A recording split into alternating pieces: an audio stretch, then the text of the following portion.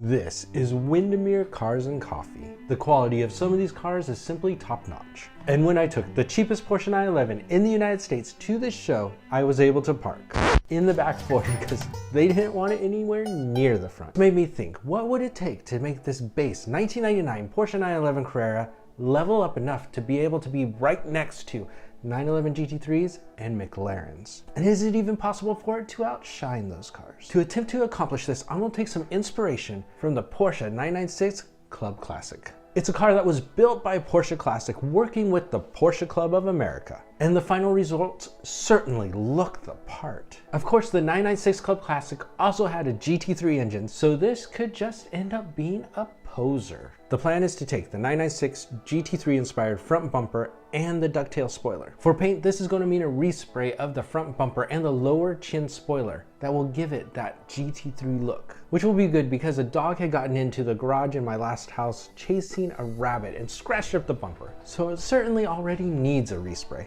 Obviously, it's also going to need a respray of the ducktail spoiler. For the body, I'm also planning to get some paintless dent removal and some professional paint correction to help it look as good as possible with the original paint. Inside, the plan is to put in a modern stereo to get features such as Apple CarPlay. I'll be changing out the seats for some race-inspired seats. Suspension upgrades will help give it a little bit of a better stance, some better cornering ability, and it's 25 years old. It's just time to replace some parts in the suspension. Lastly, I'm going to change out the steering wheel for one that I'll modify to have paddle shifters. And I'm sure there's going to be a few while we're in there things, so hopefully my wife doesn't check my bank account for a bit. But before that, there's one thing with a standard 996 that most people would want improved, at least if you don't have the Porsche Sports exhaust. I took what was the cheapest Porsche 911 in the country at the time of purchase, and it went from this to this.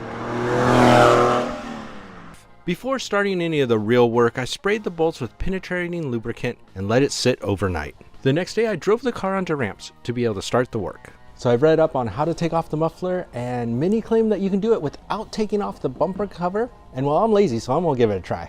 I removed the two 17mm bolts connecting the catalytic converter to the muffler and moved the sleeve toward the catalytic converter. Next, I removed the three 13mm bolts holding the back bracket to the muffler, and the muffler came loose.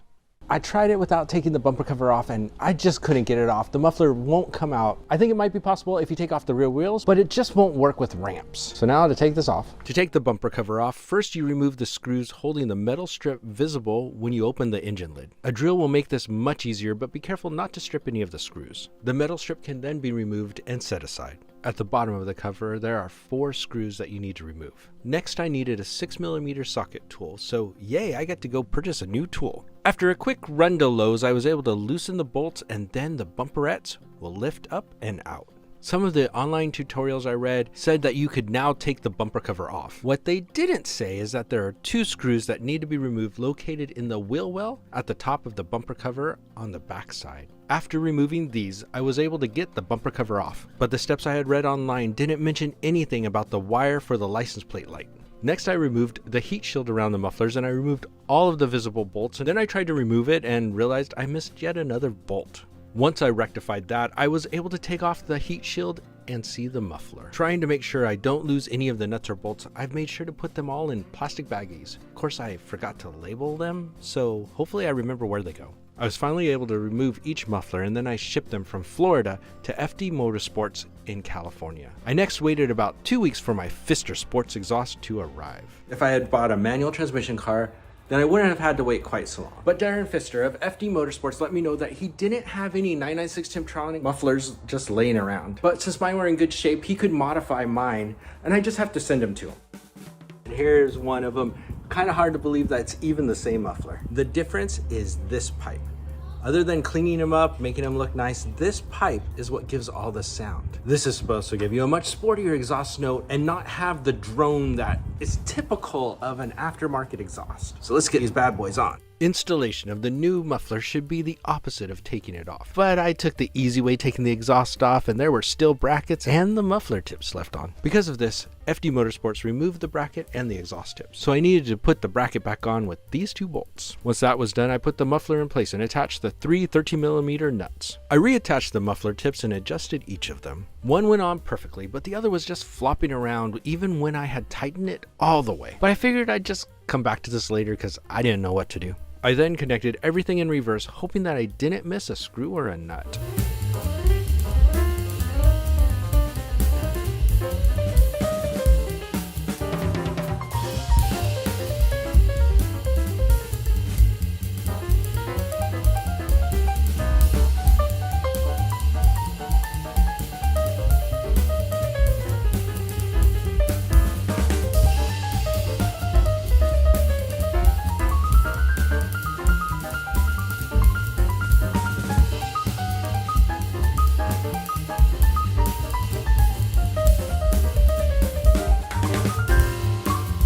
Once everything was reconnected, I took another look at the exhaust tip and noticed that the connector wasn't sitting even. Once I figured this out, I loosened the connector and was able to get it to sit correctly and retighten the bolt. And it was all done. Well, until I realized there were 2 bolts left over and that the bumperettes weren't installed. So I had to go back and install them. So now I just hope nothing falls out because, I don't trust my work until it's been a few weeks or so and I forget what I've done. So now what you've all been waiting for, the before and after, to see what it's like in a couple of different real world scenarios.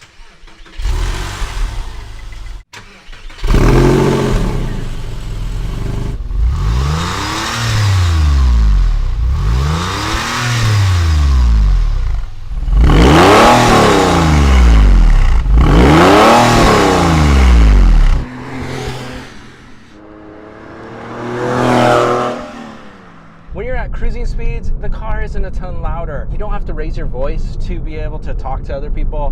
None of that. Unlike some aftermarket exhausts where it is insanely loud, it's just the right amount. So you're not likely to get unwanted attention by, the police. But when the road opens up and you're given the chance, you can do this.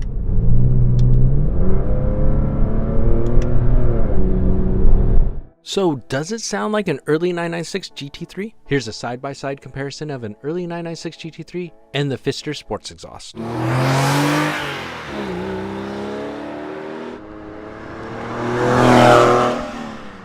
I'd say it isn't too far off, but let me know if you think I'm just crazy in the comments. And a special thanks to Darren Pfister for hooking me up with this awesome exhaust setup. If you are interested in this FD Motorsports exhaust upgrade that is much more affordable than a good aftermarket exhaust, I'll put a link to the website in the description. When I installed my Pfister Sports exhaust, a few of you mentioned that the engine mounts looked worn.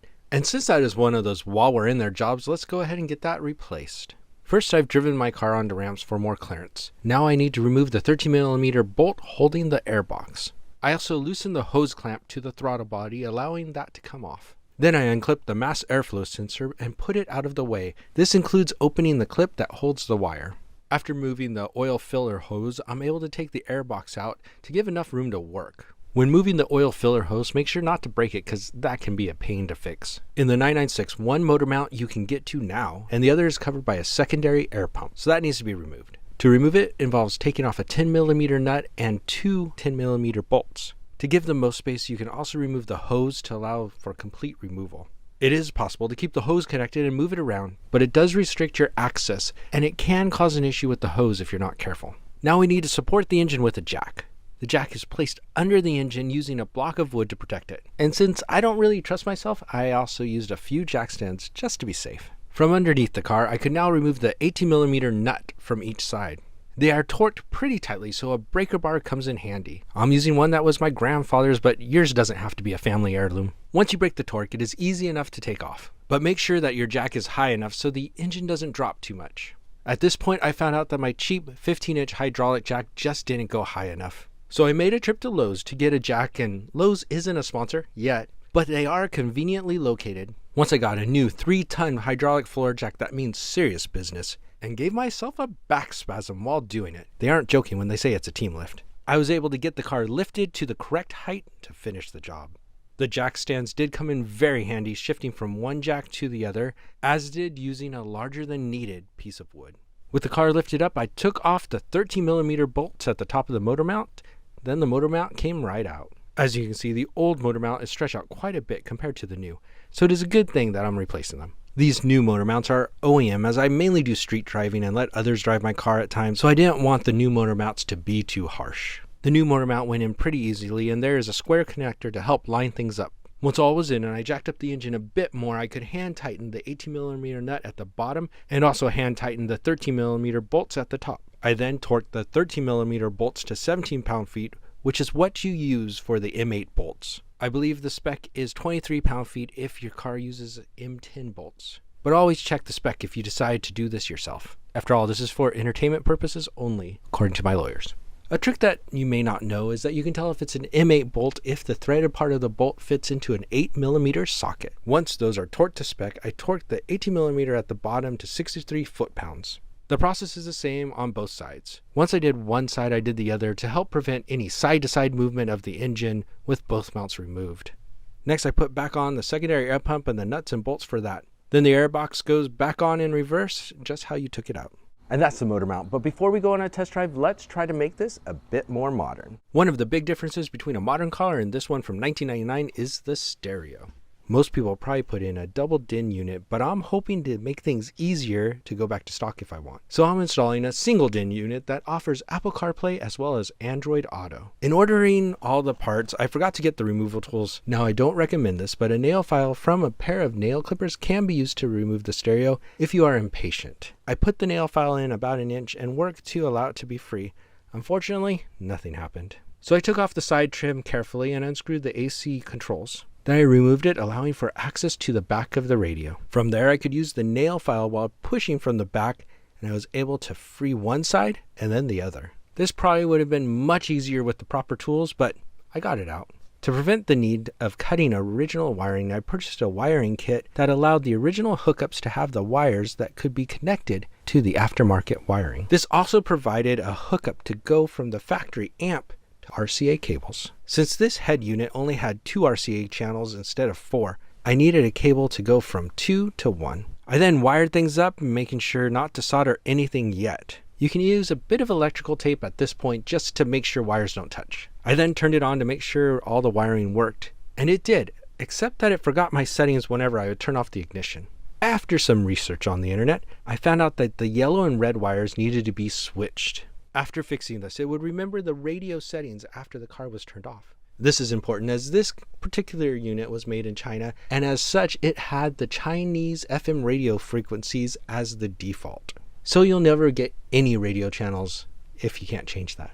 Speaking of the radio, I also needed to install the European radio adapter to make it work with the stereo. Now that everything was working, I soldered all the wiring and used some zip ties to clean things up. For voice commands and phone calls, the radio comes with a microphone. I clipped it near my knee for now, but I'm thinking that I'll eventually relocate it to this spot near the instrument cluster, which is the factory spot for the microphone if you had the hands-free unit. This unit does have a backup camera, but I didn't like the way it looked, so I'm going to look at other options and decide if I'll install one of those at a later date. And now it's time to go on a test drive to make sure that the engine doesn't fall out and the radio works. And in case the engine does fall out, make sure to hit that like button so that the YouTube algorithm can make this go viral and potentially pay for my mistake. But before the test drive, now is a good time to talk about the 70 MAI Dashcam Omni. I live in Florida now, and while when I was in California, there were some terrible drivers, Florida certainly gives them a run for their money. Between the tourists, retirees, snowbirds, and fed-up locals, it can get pretty crazy out there. I mean, if you turn on the TV, every other ad is for an injury attorney. So when you get in an accident, you want proof that it wasn't your fault, and that's where the 70 MAI Dashcam Omni comes in. I was sent this camera to review, and so far, I'm pretty impressed. It offers 360 degrees of recording with motion tracking to capture when you get hit from the front, side, or back. It also has night vision, a mode for while you're parked, and a voice assistant. It has 1080p HD video and even has a preview screen. It even has some fun features like the ability to use voice commands to take photos and even selfies. Hookup is pretty easy and done without wiring. But you also have the option to have it professionally wired, which is required if you want to enable the Parking Guardian mode. They give you a tool to tuck the wiring into the headliner and weather stripping so it's hidden out of sight. It uses an electrostatic piece of plastic that the mounting piece sticks to, so if you ever need to take it off, you can do so without the need to remove sticky residue off of your windshield.